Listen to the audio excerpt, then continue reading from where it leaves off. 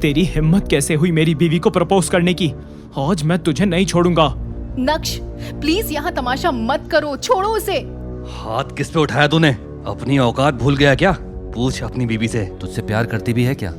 वो मुझसे प्यार करती है या नहीं उससे फर्क नहीं पड़ता, मैं उससे बहुत प्यार करता हूँ। नक्श, हाथ जोड़ रही हूँ, प्लीज प्लीज मेरे लिए छोड़ दो विहान को। नहीं अनिका, आज मेरे हाथों से इसका अंत होगा। अनिका ने नक्श की आंखों में इतना गुस्सा पहले कभी नहीं देखा था।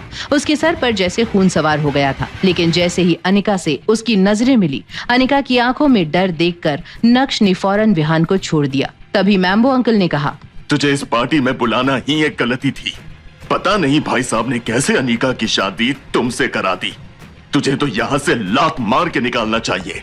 सही कहा, बिल्कुल वैसे ही मैम्बो अंकल जैसे भानुशाली ग्रुप के ऑफिस से आपको निकाला गया था। अच्छा, तो तुझे वहाँ के बारे में भी पता है? नक्श बहुत सह लिया तुझे, अब और नहीं। सॉरी मैम्बो अंकल, नक्श का वो मतलब नहीं था।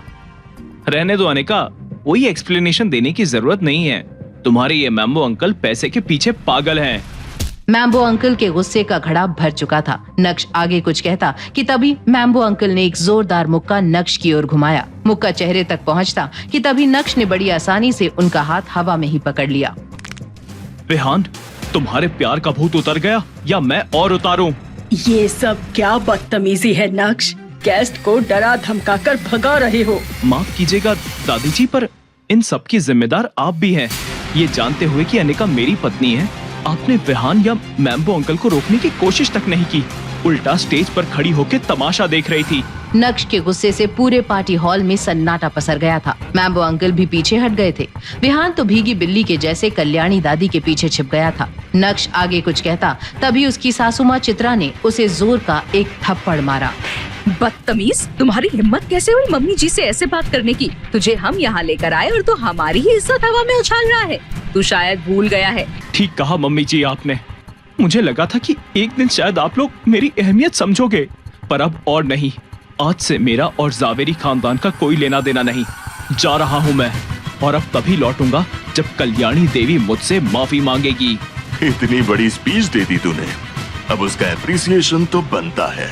पीछे देख अपने नक्श, आज तेरी सारी अकड़ ना निकालती तो मेरा नाम भी नवीन जावेरी उर्फ मैम्बो नहीं। नक्श ने जैसे ही पीछे मुड़कर देखा, 50 से 60 आदमी हाथ में रॉड और चाकू लिए नक्श की ओर दौड़ते आ रहे थे। उनके पीछे से एक 50 से 55 साल का सफेद दाढ़ी और काले कुर्ते में एक आदमी शेर की तरह आ रहा था। उसकी मौजूदगी से सारे हॉल में खौफ की लहर दौड़ गई। इरफान भाई, इस शहर में आपके रहते हुए कभी किसी ने मुझे हाथ लगाने की कोशिश नहीं की, लेकिन आज मुझ पर हाथ उठाने की जुर्रत करी। बस कर मैम्बो, और कितना मक्खन लगाएगा? तूने मुझे मदद के लिए बुलाया, मैं आ गया। अब बता कौन है वो? वही जो आपके सामने खड़ा है इरफान भाई। तू कहीं देखा देखा सा लगता है, पर अब किसी और को नहीं दिखेगा। तू गुजरात शहर में रहकर मुझे नहीं जानता क्या?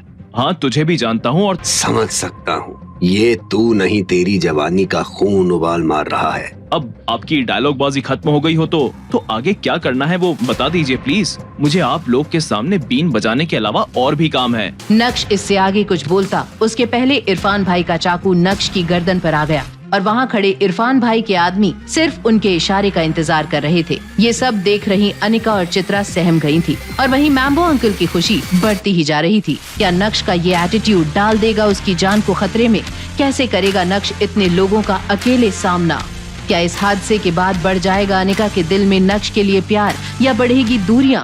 ये जानने के लिए देखिए अगला एपिसोड सिर्फ पॉकेट एफएम के YouTube चैनल पर, और इंस्टा एम्पायर के सारे एपिसोड्स को सुनने के लिए डिस्क्रिप्शन में दी गई लिंक से डाउनलोड कीजिए पॉकेट एफएम ऐप।